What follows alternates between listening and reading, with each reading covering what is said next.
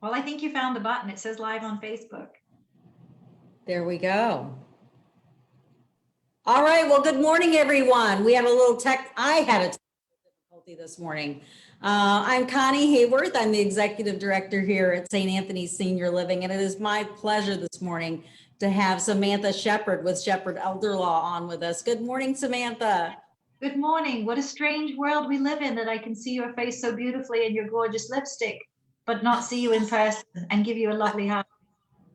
And this is COVID, right? So I keep asking, what is post-COVID going to be like? I can't wait to hug people. That's my thing. I just want to hug. I'm a hugger.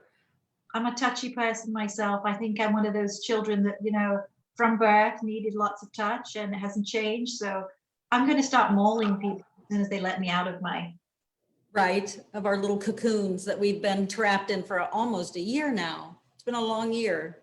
Well, thank you for having me. I appreciate Thank you so much for being here. Tell us a little bit about your firm, Samantha.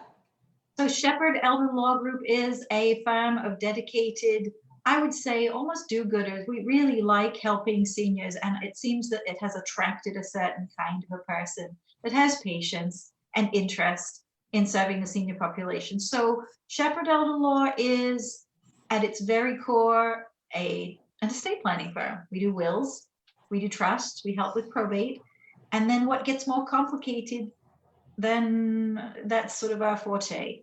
How do you pay for the care? What does care look like in Kansas City? What's an independent living, an assisted living? Do I need veterans benefits? Do I need Medicaid? How do I get Medicare working? Can I gift?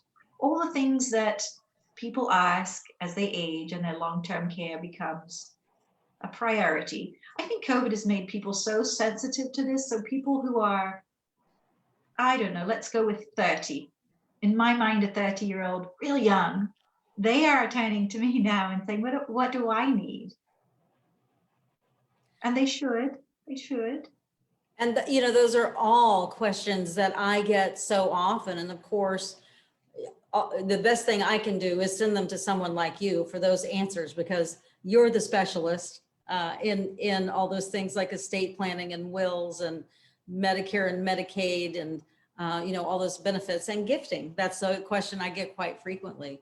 So tell me, Samantha, what does it mean when we say get your affairs in order? And I wish there was an easy answer for that. That's like, give me the microphone and let me sing my song. Get your affairs in order means every one of you, all of us, we will move on. We will pass away. We don't know when. Each day is a gift. And why is it that lawyers are the last people to get their affairs in order? I'll tell you. But it does tend to be lately during COVID. I've had some friends call me up to say, hey, I do criminal work or I do DUIs. Can you help me get a will or a trust? So it means getting your affairs in order means, think about the military guys. They would have a go box. If you go, what do we need to know? So there's the misconception, I think, is that we only care about death. This whole chapter of life where we become more frail, either something catastrophic happens to us at 23, or the normal course of events. We age, we have a heart condition, we have diabetes, we're 75, we're 85, we're 95. We need some assistance. We are not dead. That's getting your affairs in order. You need a power of attorney.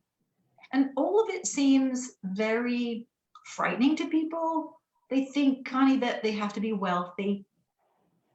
It doesn't matter whether you have a bank account and a car, or if you have $1 million boat in addition to your lake property in your Joko Palace. You're all in the same boat. You have stuff. You have a body. So in those two chapters, in your life, what do you need? And in your death, what do you need? I'd love to tell you what I think you should do, but I bet you're getting anxious talking to me thinking, gosh, is my box ready? Well, I was very thankful when my grandmother passed away because she had planned well. And, I think the thing that, and my parents have not planned well, but they won't see this, so I can say that out loud.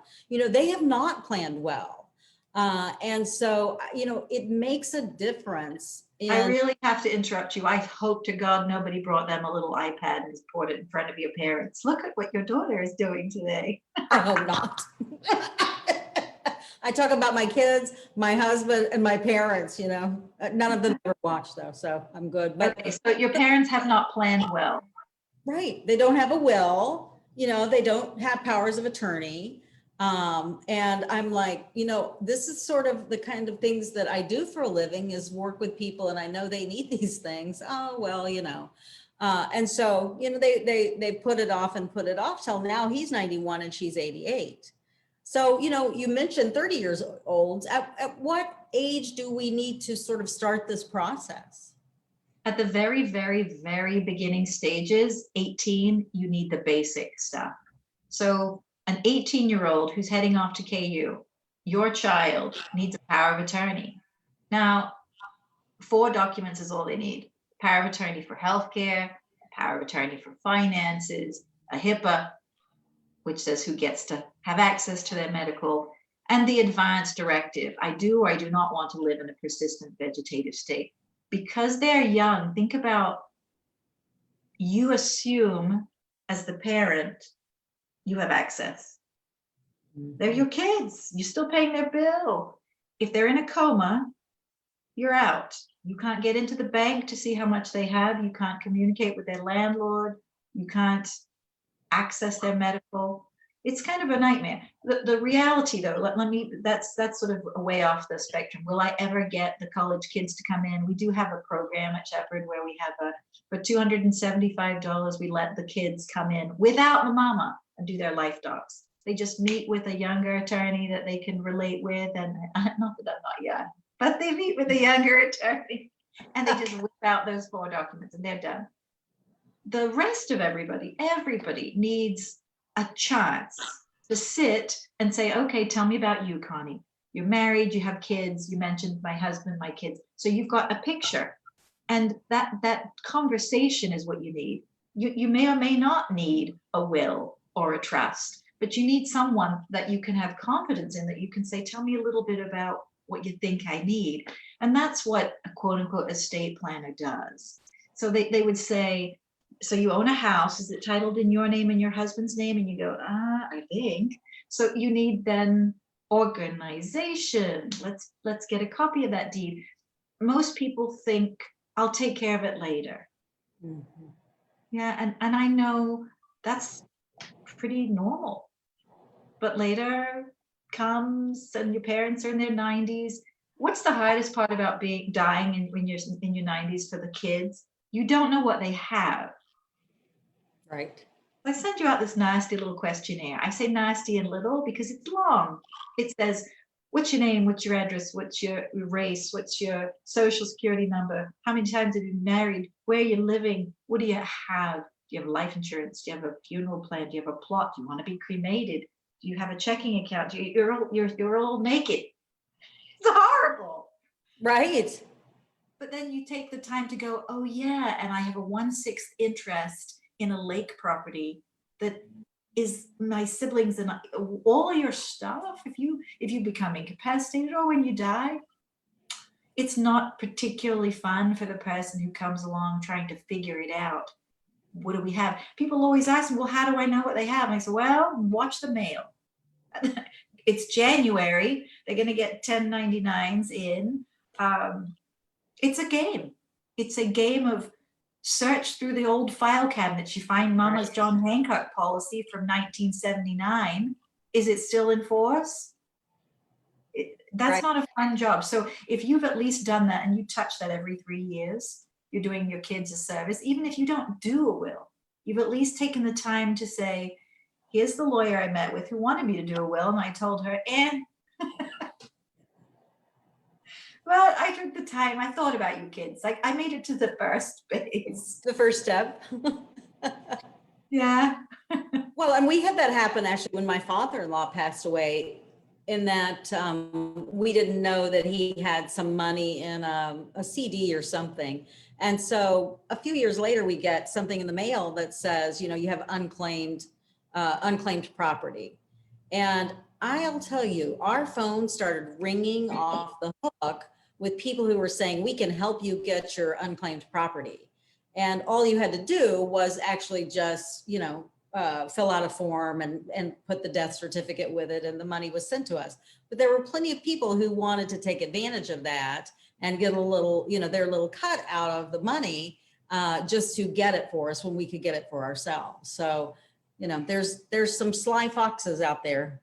Indeed, there are. That's one of those disturbing things. We could talk for hours about things that have happened to both just me during this time of COVID. And I guess I believe in good people are good.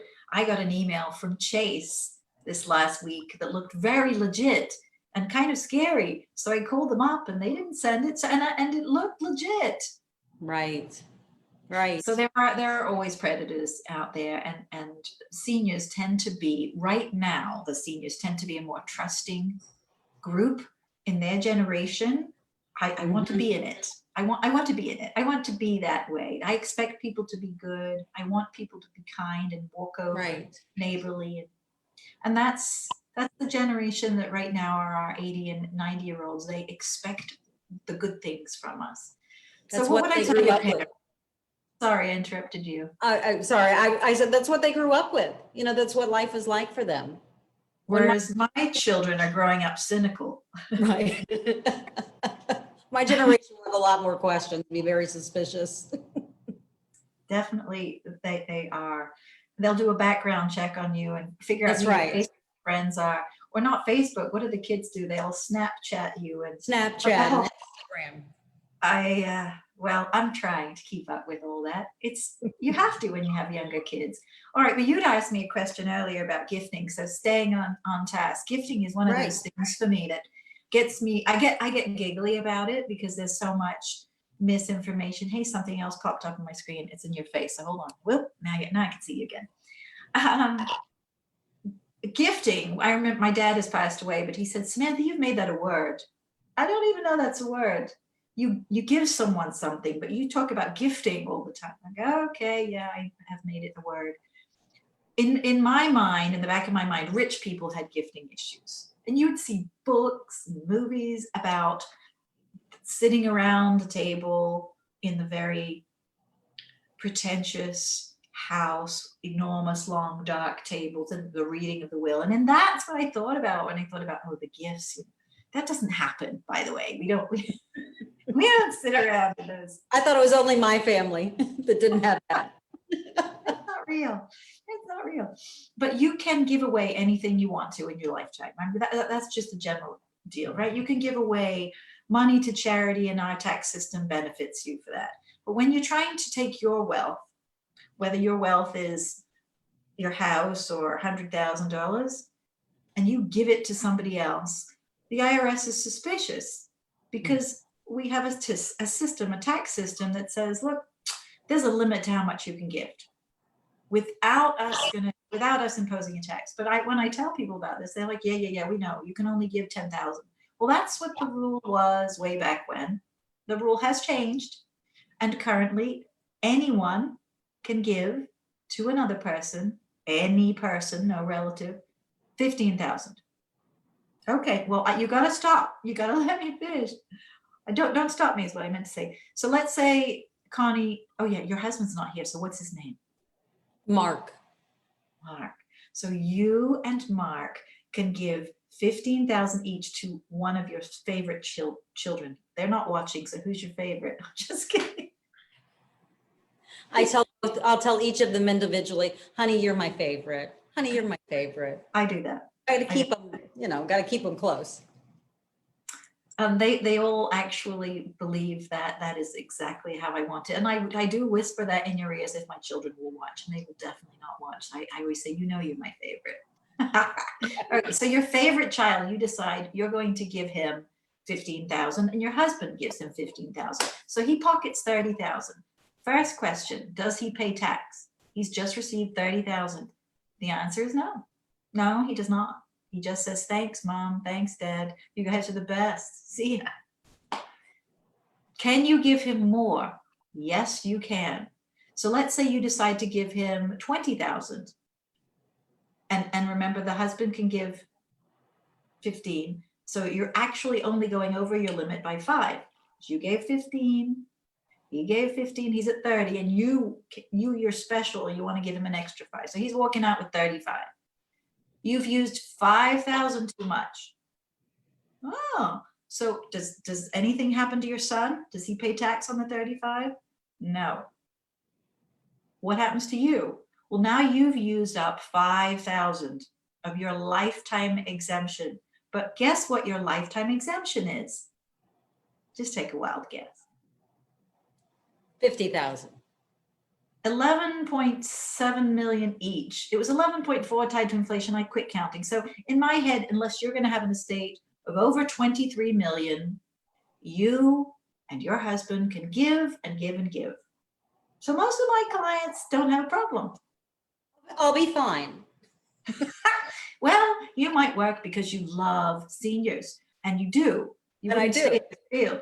But if you, maybe what you'd run a foundation if you had 22. If I had that much money, I would definitely would. Now, So what the- about the house? What about, giving, putting your child's name on the house? Oh gosh, please don't do it. Just don't give away money to children. So you give money to children at Christmas time and birthdays, and maybe you're doing, I'm sure I've overgiven my poor children. They're probably terribly spoiled. I have the youngest one's 15, so I'm definitely ruining him. Right. And I enjoy every single That second. is your ruining him. privilege to overdo it. He is a little spoiled. Occasionally he'll tell me that. So I could give him money. And if I gave him my house, would there be a good idea? Which is, you're saying that as we age, is it a good idea to give the kids the house? It's not a good idea. It's not a good idea. People do it for the wrong reasons. They think there's a tax benefit. Well, it's exactly the opposite. If you hold on to property until you die, then the person who will receive it is in a better tax position. Okay? It's something very simple like that. Don't give away your house thinking that you're helping out on the taxes. It's wrong. Now, is there a benefit to giving away your house because you might move into a nursing home? Oh, if I could just say, yes, but please don't do it. There's other ways to accomplish the same objective. It's not the right thing to do. You can reserve a right to live in the house legally in a couple of different with a couple of different ways. You need a lawyer. There's some paperwork that goes with that. You can't just scribble out on a notepad, I get to stay here. Here's the deed. Not gonna work. They're gonna say, there's a great nursing home right down the street with your name on it, Mama. Yes. I hate when people think, oh, well, I'm getting older now, so I'm gonna put my daughter's name on my bank account.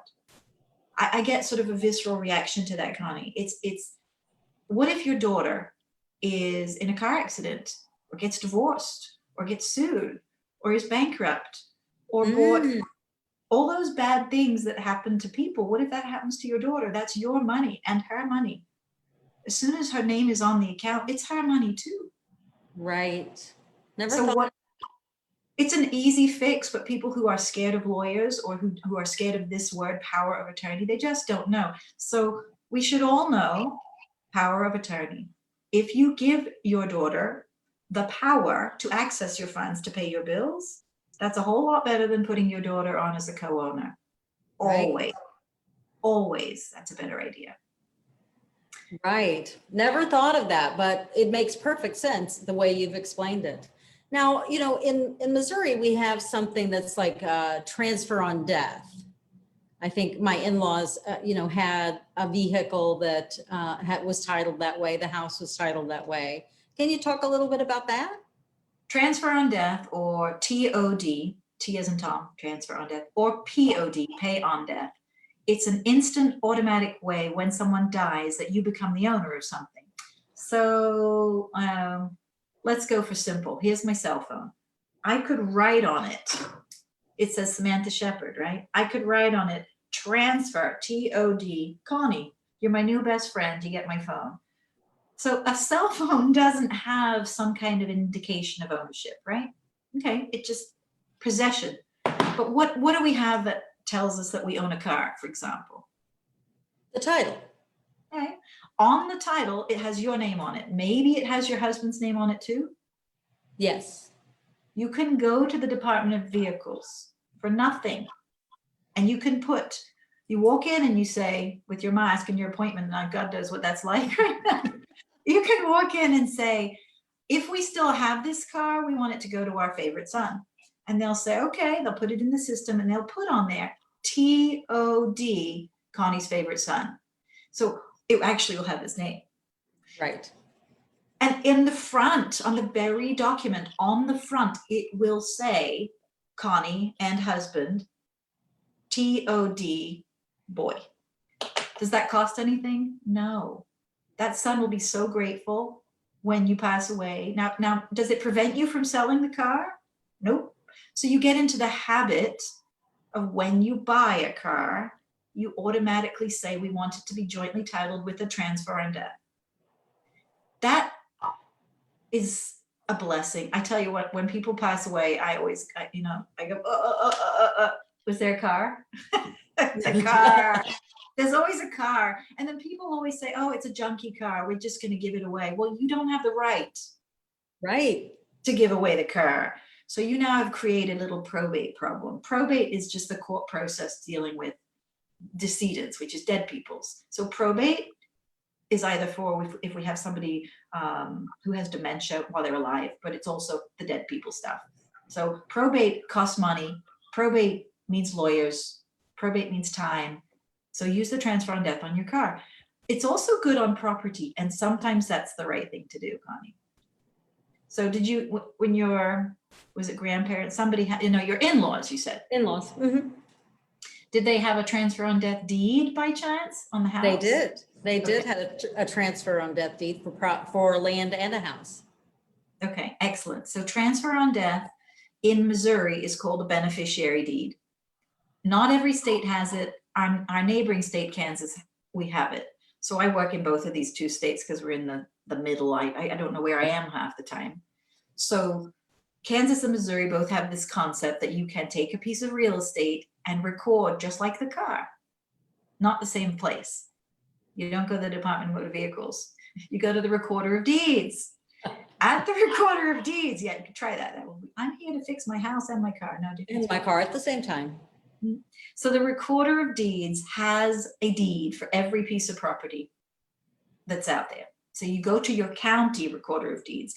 Again, I'm not going to recommend that you do it without a little bit of, have that preliminary consult with the lawyer to say, what do we have? Will we have a tax when we die? Will we have a tax when we give?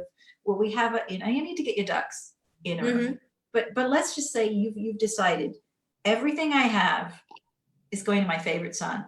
No discussion. I don't care if he's divorced. I don't care if he's disabled. I don't care if he's bankrupt. Everything is going to him. He's the prodigal son. You could go into the Recorder of Deeds, do a deed that's called the beneficiary deed. And here's what it says. I, Connie, and my husband, we are going to give the house to our special favorite son, no matter what.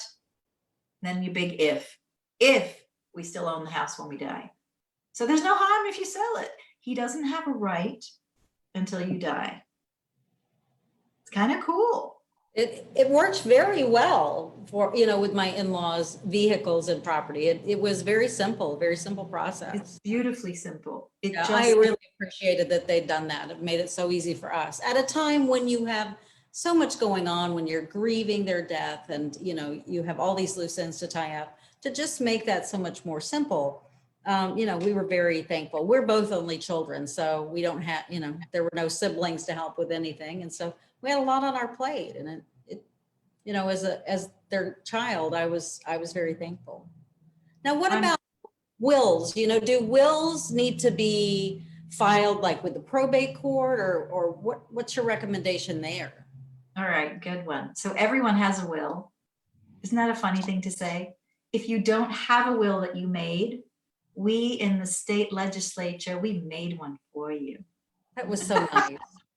No, you'll be traumatized. So I on your earlier comment, what I was really thinking is, how did they know, your in-laws? How did they know? Because they didn't have Facebook. How did they know to sit with somebody and figure out, we should actually make it easy for Connie and our son. We could do this. This could be transfer on death. How did they know? So awareness and education, I wish they, well, they're certainly not getting you and me going around knocking on doors doing our informational seminars right now. So Not right now. So a will. Everybody has a will. I think that you're best off if you actually make the choice rather than letting the state make the choice. So every single will, all of them, even the ones that we make at the state legislative level, they all don't work unless they go to court. So I've had the funniest stories, and I shouldn't laugh because people were telling me their heart stories. They said, I walked in to the bank with my dad's will and they wouldn't give me the account. And that's what people think. Mm-hmm. Doesn't work like that. Every will has to go to the court. Think probate court. Someone passes away, here's the will. Do we record it ahead of time? No. We record it when you die. And so there's different terminology for the different counties, states across the country about what we call it. But in simple terms, the physical original goes into the court. And a probate is either opened or not opened. If you did a good job, which means that most of the time my clients are going to do a great job, then you don't have to actually pay a lawyer anything. You don't have to open a probate. You're done. And you're done because you took the time. Your will was the, oh my goodness, what if? My daughter Connie opened the filing cabinet and she found the 1972 stock certificate for GM. What happens then? She forgot it. That's what the will should capture. Organized people have a plan already. They write down, I have a house, I have a car, I have a bank account. I'm going to put them in the trust so it can be divided between my 3 kids and my grandkids, but not some to my ne'er-do-well nephew and not some to my drug addicted, whatever. You can write all your rules. Or if you have one kid who's perfectly healthy, has married a saint, will never get disabled, will never become a drunk or a broke person or an invalid or, then do a transfer on death directly to that kid. And then voila, boom, it doesn't cost you anything. But a trust is just the way that you avoid going into court. It's a simple concept. It's not for only the uber wealthy. It's just a simple probate avoidance bucket. And so when should you start a trust? I mean, at what point in your life? When did you start a trust? In my opinion, the minute that you become a homeowner. Because it's a huge asset. Right. I would also say, really, truly, you asked me, when should you start estate planning? I'll tell you, as an attorney, the moment I hatched a baby was when I went, oh God, I have a responsibility that is outside of me. I love that little human. I fell in love instantly. What happens if, no one's ever loved anyone as much as you love that kid, right? Right. And who's going to get him? And the problem is nobody's good enough. So I've got all these new parents who can't do a will because nobody could, there's no perfect answer. So I pushed them. That was one of my fun things. I said, look, no one's perfect, but if you die today, and then they start going down a path of maybe my sister went. I said, you know what? Forget it. It's your mother. Because they're 26 and mama's 46 and mother is going to show up. I said, when your mother is 70, come back to me and then we'll change it from your mother to whomever. But right now, who do you want to take over your kid? So for the simplest, when should I? You must do a basic will as soon as you have a baby so that you can tell everyone who gets your kiddo. Even if you have no money, you'll probably have a little term life insurance. Sure, something. Now, I'm glad you said this. So I'm going to bring my son and his wife to see you because the first grandbaby is due in 3 weeks. So exciting. I want to make sure that mama gets kidding. That is really very funny. But it's true, right? I want them to think in the present. And when they go too far into the future, the reality is they're much more likely to parent their own children until their children have flown the coop and they are old and sitting on the beach in Jamaica. But it's the what if right now that I care about. Right. No. I wish I could, and I'm very bossy like that. I'll have a family come in and they're 2 doctors. And they don't feel like they have a lot of money. They're young, they've got a lot of debt, but they have the life insurance, but they have the house, and they're going away for the first time. Mm-hmm. And I tell them, okay, I don't want to plan for the 15 years in the future. I want to plan that you don't come back from Jamaica. I'm so mean, but then they get it. Then they get it. And then I said, look, this is a contingency plan. It doesn't need to be perfect, but I need it today. When you come back after you've had a week to lie on the beach, if you've changed your mind about how badly your mother-in-law is going to raise your daughter, we'll talk about it. But right now, Mhm. I love that. I love it. it's Now- fun. Yeah, that is fun. So let's talk just a minute. I get a lot of questions about, how can I find out about applying for Medicaid or what the qualifications are for Medicaid? I get those questions quite a bit. And for me, it's always been hard to find a great resource, but I get the feeling, how people can get that information. Okay, thank you. That's sort of setting me up for a speech that could go on. So the short answer is, come to me. The long answer is, it shouldn't have to be that way. And that I could expand. I think that we have a hole, that we have a dearth, a complete shortage of people who are able to explain Medicaid in the metro area. So it's a stressful feeling when you need to know and you can't find any information. I've heard it time and time again, families in utter distress. They're normal families who don't ever think that they will need aid from anyone. Right. But the cost of aging isn't something that we anticipated because long-term care policies were expensive, or people saved for retirement. They didn't save for the expense of dementia, or they didn't save for the expense of needing a 24-hour caregiver. So they're normal people, typical people who need guidance. And Medicaid isn't for everyone, but it is an amazing concept that you will never have to lose your house. And when people say to me, oh, I'm going to lose my house, I just want to go, okay, I could spend 24 hours with you on Facebook. You will not lose your house. Okay, there are ways, but there's so much stressful misinformation. Now, Medicaid is available for normal people. You can keep a lot of your assets. You can keep a lot of the accumulated wealth that you and your spouse have if one of you is ill and the other isn't. If they're both sick, then that's what the money's for most of the time, unless they have a child with a disability. There are still ways to protect money, but the primary concern I have in my heart is that in the married couple, the one who is more well is stressed out of their gourd because they think, I can't afford $10,000 a month. And they usually can. They just need some peace. They need knowledge about how Medicaid works. So there used to be, this is me sounding ugly, there used to be offices, physical offices where people could walk in Kansas City, open the door and say, hi, social services, my wife is sick. How do I get Medicaid? We don't have those anymore. No. So, so much easier to know where to refer them back then. And it's a shame, and maybe it will come back, and all I can do is say, I don't know. I was going to say pray, and I do believe in prayer, but you're not going to be able to kneel and say, dear God, send me a divine message on how Medicaid works. You're going to say, give me peace to navigate through this process. So the people who are more in the know would be the billing individuals in the nursing homes. Mm-hmm. Those ladies or gentlemen have had to figure out the system most of the time.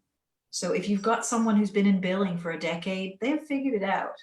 Now, they may not know all the ways to help you save the money, but then they're going to be able to get you on Medicaid. So who else can help you? Social workers sometimes.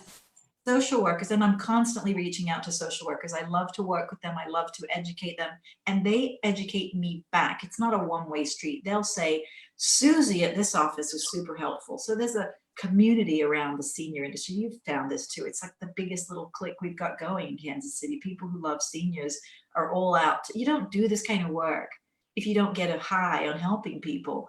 You go Right. work with some other population. This population wants to hug you and you feel good. And they always think you look so young. That's the thing, you know. That's why I'm in it. Oh my goodness. Right? They're always like, "Oh, you're beautiful." I'm like, "Thank you. You're so I young." am. Like, And you I feel good. I say, well, I'm 50. Oh, my daughter's 55. I Right. love you already.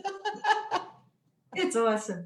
Okay, what were you asking? I lost my train of thought for a minute. Well, we were talking about Medicaid, so, you know, the people, you know, the places, you know, like you said, come to you, you can help them preserve their assets, and, you know, working with maybe a social worker or a billing person, that's not their specialty, but you're someone who can help them do that. So, yeah. Well, Samantha, I appreciate so much. I could talk to you all day We about could definitely, we could stop recording, pretend that we're working, and this could be the end of our day. all right. You are absolutely delightful, and I love talking about these things. So anytime you want to have another chat, just let me know. We will definitely have you back again. And thank you so much, everyone who tuned in. And St. Anthony Senior Living, we're here every Thursday at 11. And this has been, we call it the joy of aging, because we think there's a lot of joy in being able to age. So have a wonderful day, everyone. Thank you again, Samantha. Bye-bye. Take care.